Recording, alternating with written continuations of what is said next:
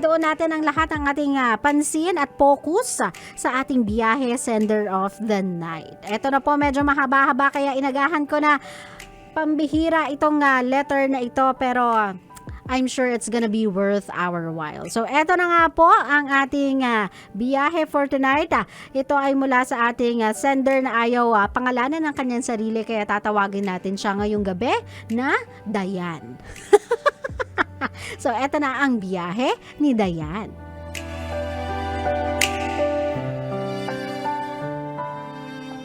Dear DJ Lala, I've been listening to your show for quite some time now and I want to share with you my story. But please, don't mention my name on air na lang po. Sana mapayuhan mo ako. I have a live-in partner for 11 years. Sa sobrang pagkapasaway niya, iniwan namin siya ng anak ko. After 3 years, akala ko matatag na ako. Since last year, nag-effort siyang mag-reach out at mag-support sa anak ko. And recently, nag-request siya na kung pwede pumunta ang anak ko sa probinsya, kaya nagpadala siya ng pera. Ayaw ko sana, kaso nakokonsensya at kinukonsensya ako ng kapatid ko na baka daw magsisi daw ang anak ko na hindi niya nakabonding ang tatay niya ng dahil sa akin. She is only 15 years old at di niya pa kaya byumahe ng malayo. Kaya kahit malapit, hatid sundo ko pa din. Sinundo sana siya dito sa bahay, kaso tinataguan siya ng anak ko. Kung ako lang, ayoko na talagang mapalapit pa sa kanya at kahit pa ang anak ko, kung pwede ni anino niya, ayaw ko nang makalapit sa amin. Pero I don't have a choice. Siya pa din ang ama. Last December, umuwi ang anak ko, umiiyak at nagtatanong bakit wala siyang ama. Napakasakit sa part ko bilang isang ina kasi sinikap kong i-provide sa kanya ang lahat ng kaya ko nang hindi kami humihingi ng singkong kusing or singkong duling sa tatay niya. Kasi dati pa naging issue na rin sa amin ng pera. Isa sa mga dahilan kung bakit iniwan namin siya, bukod sa pagiging mama's boy, tinataguan ako ng pera, lasinggero pa. Umuwi kami ng probinsya, to make the long story short. Kumuha ako ng accommodation kung saan ako sana magstay after niyang sunduin yung anak namin. Di ko in-expect na pati ako kasama. Nagulat ako sa treatment niya sa akin knowing na meron na siyang iba. Kahit family at ibang relatives niya, pansin na parang walang nagbago sa aming dalawa. Parang kami pa rin, kontratuhin niya ako. Ako ang pinipresent niyang asawa sa mga relatives niya. Pero may naririnig akong side comment sa mga tropa niya na sinasabi, malupit ka talaga tol. Gusto ko sana i-correct sila na wala naman kami, pero siguro napapansin nila sa kilos niya. Yung hilaw kong biyanan na hindi rin maganda yung treatment dati sa akin kasi konsentidor siya, naiiyak nung makita kaming mag-ina. Hinalikan pa nga ako Mga kapatid niya, warm pa din sa akin as if di kami naghiwalay. Naging masaya yung short vacation namin as if buo kaming pamilya. All the time na andun kami, pinatayan ng sipi ng ex ko yung bagong girlfriend niya. Yes, may nangyari sa amin. Kasi namiss ko din naman talaga siya saka mahal ko pa din talaga siya after all these years na magkahiwalay kami.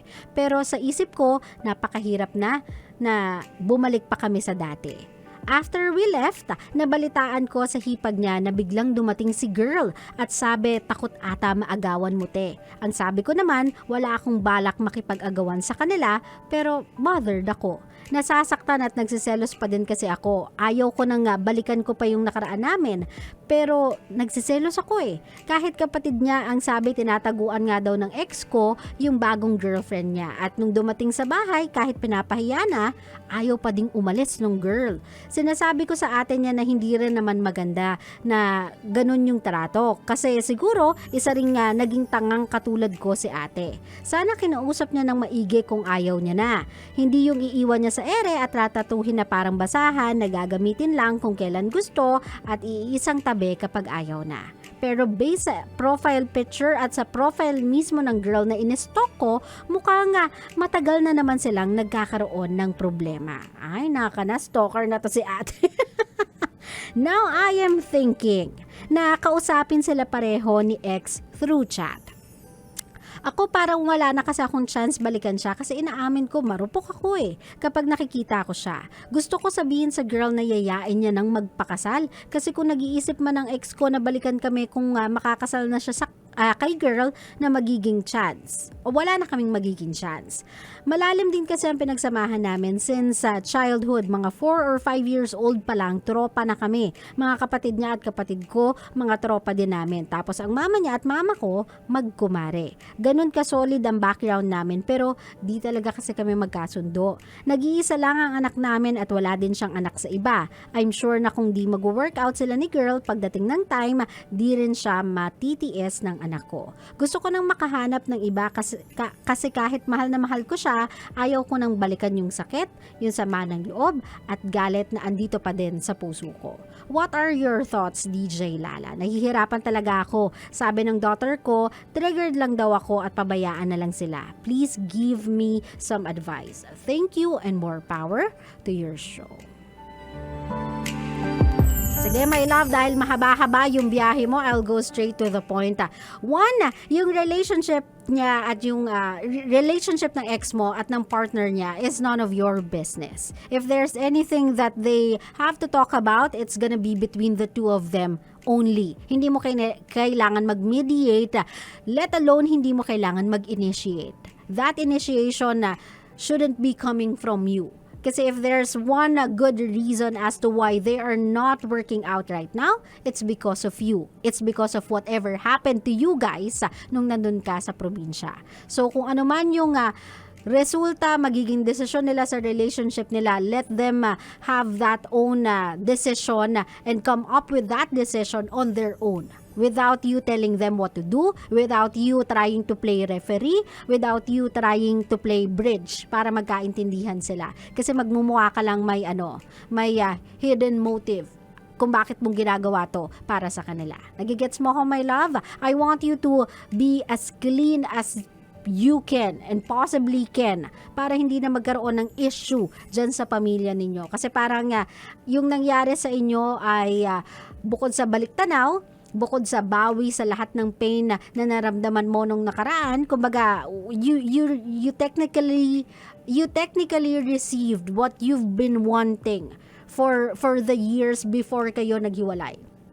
You've technically experienced kung ano yung hinahanap-hanap mo ng mga panahong kayo pa. So, nung naranasan mo na yon, naranasan din ng anak mo what it feels like to have a family, what it feels like to have an extended family, makilala yung tito-tito niya, yung lola't lolo niya from the side ng lalaki. You don't want that memory to be tainted by this issue kapag nang himasok ka sa isang lugar kung saan wala kang karapatan to be a part of. And that is the relationship between your ex at yung new girl niya. Second, hindi mo naman to kailangan gawin. Ang kailangan mo lang munang gawin, my love, if I were you, is address this issue to yourself.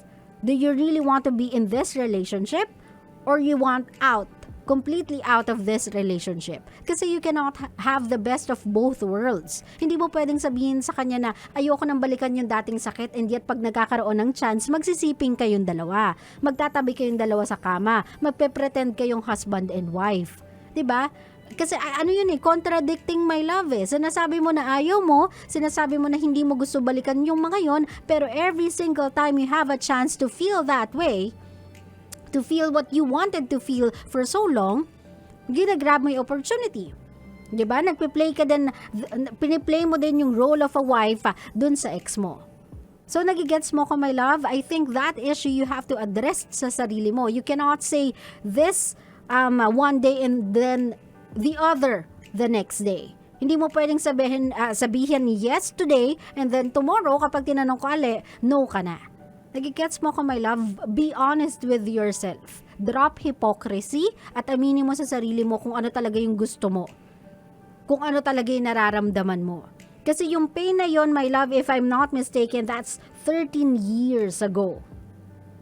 13 years ago. Kung totoo yung sinabi mo, or 11 years ago. Yan, di ba? For 11 years ago, kung totoo yung sinabi mo na you have already moved on and you've quite made a life for yourself, di sana wala ka nang nararamdamang pain pa for whatever memory you've had with him. Kumbaga, dapat ngayon kahit papano, you are over it. You are not gonna take it against him anymore. Kasi right now, it's no longer about the both of you. It's about you and the kid. Yung magiging magiging situation ninyo, yung magiging arrangement ninyo. Pero dahil may nararamdaman ka pa, my love, I think it's about time you address your feelings correctly. Kung totoo bang may nararamdaman ka sa kanya o wala na talaga. Kapag sure ka na sa kung ano man yung nararamdaman mong yon, then you talk to your ex. Ask him, what do you want? You cannot have a new life and yet whenever it's convenient para sa iyo or gusto mong mag-play as a wonderful person in front of your friends, in front of your relatives, or a perfect father to your child, gagawin mo kung props bilang wife. Kasi that is not something good to either of us three.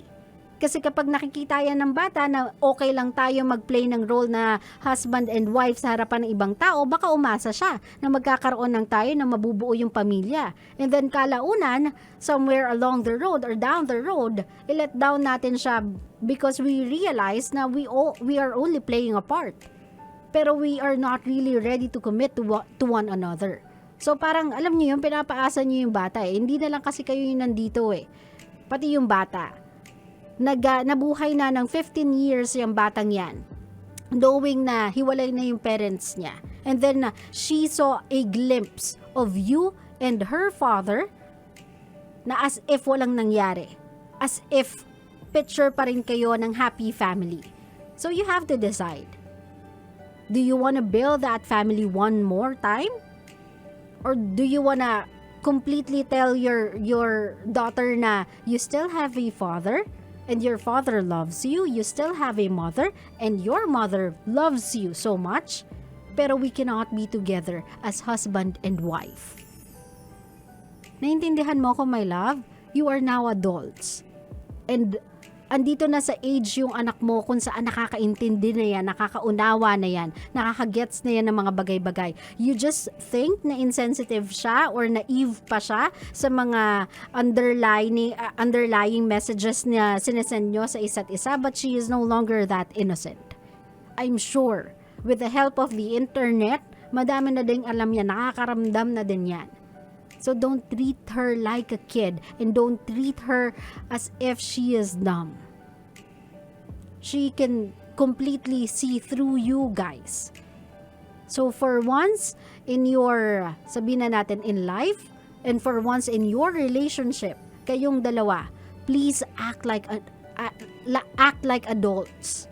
Do not pretend like kayo pa rin yung magkababata before dahil you are no longer kids. Hindi na kayo magjowa, hindi na kayo boyfriend, girlfriend eh. Tatay at nanay na kayo. So, get past it. Yung honeymoon stage na yan, get past it. Mag-mature na kayong dalawa and pick a side. Siguro. Diba? Pick a path ng buhay ninyo and stick with it. Hindi kayo pwedeng nagra-run back and forth whenever you guys want to. Kasi merong bata in the middle na maiipit dyan. Malilito dyan. At sabi ko nga sa inyo, papasok na siya sa parte ng buhay niya. Yung adolescent stage. Kung saan pinaka nakakalito ang buhay ng isang tao.